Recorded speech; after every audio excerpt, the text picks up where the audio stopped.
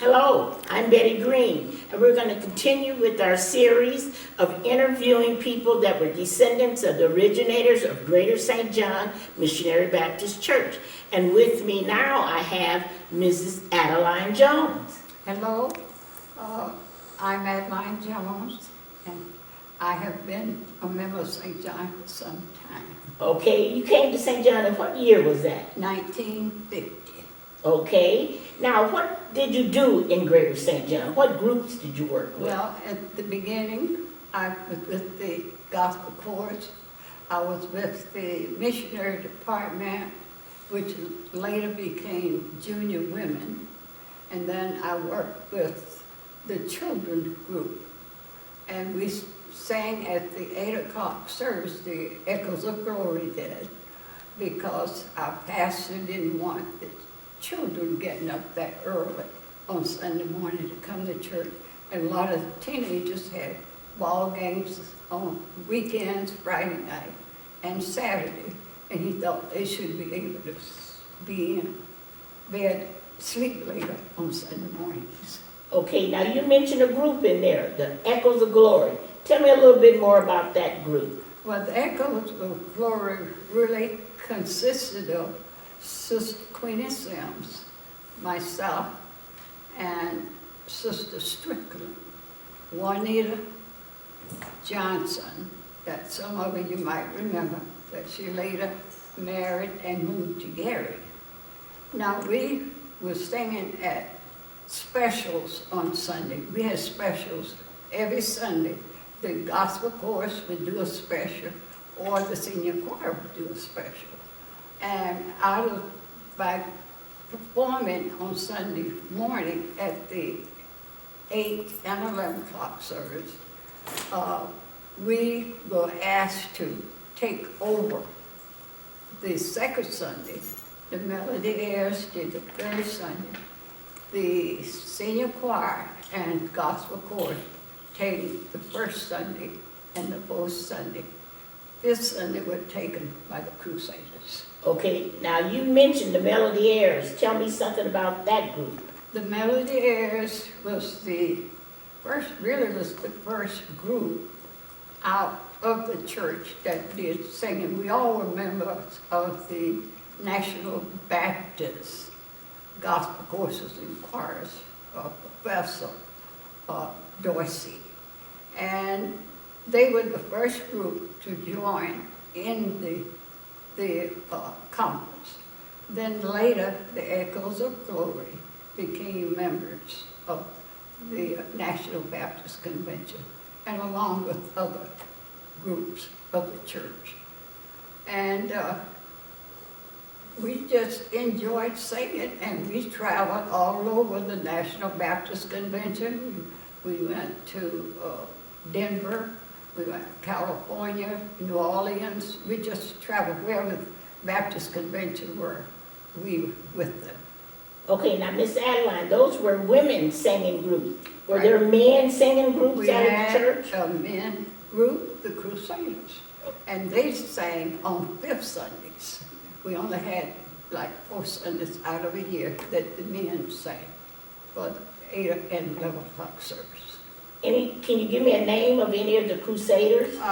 There were Albie Adams, there were Robert Jones, my husband John Jones, James Sims, and Benny Pittman. Those are the ones I can remember right Off the bat. A few years have passed since then. Okay. Were there other groups? I know there was one group that used to sing annually at our church, and that was the Everettis. Don't they start over at St. John too? They were organized at St. John. I don't know if all the members were members of St. John, but I do know that they were a male in the group, a love, and then they were another after the organizer of the group, then Miss Franklin, and there were Benny sister-in-law.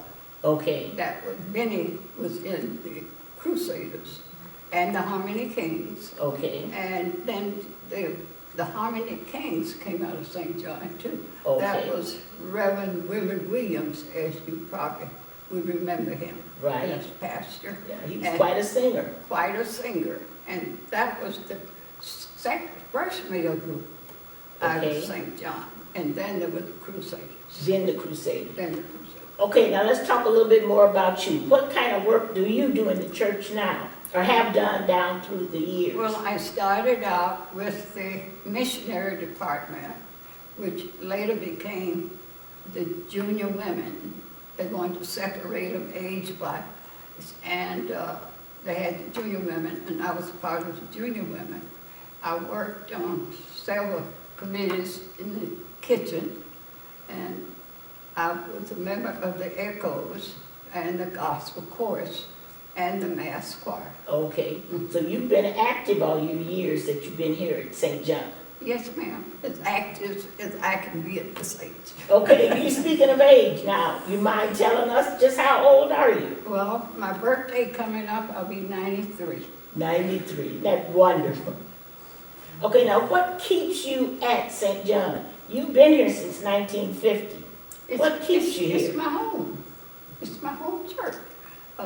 I never been a member. Well, I lived in Cincinnati for a short while, and I became a member there, and I think before my letter got there, good, my husband was back in South Bend, so I was back to St. John.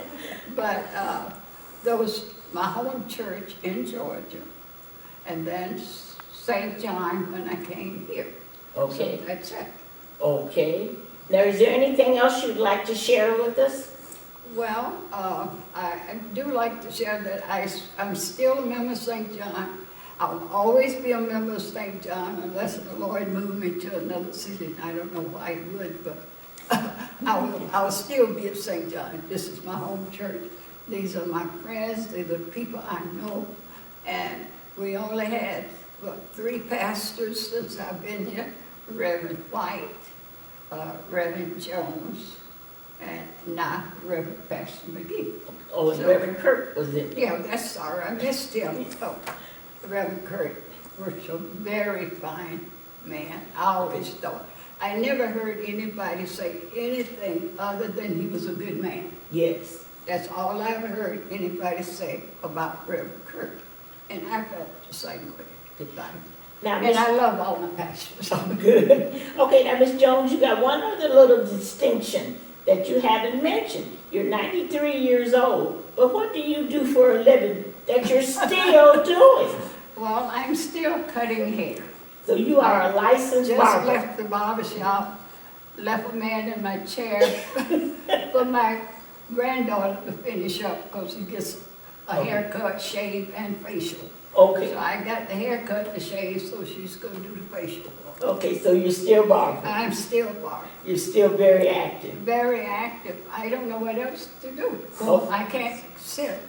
Okay, well, I'm so proud and so thankful that you're willing to do that with us this evening during this interview. And we will continue with these interviews celebrating the 100th year anniversary of Greater St. John Missionary Baptist Church.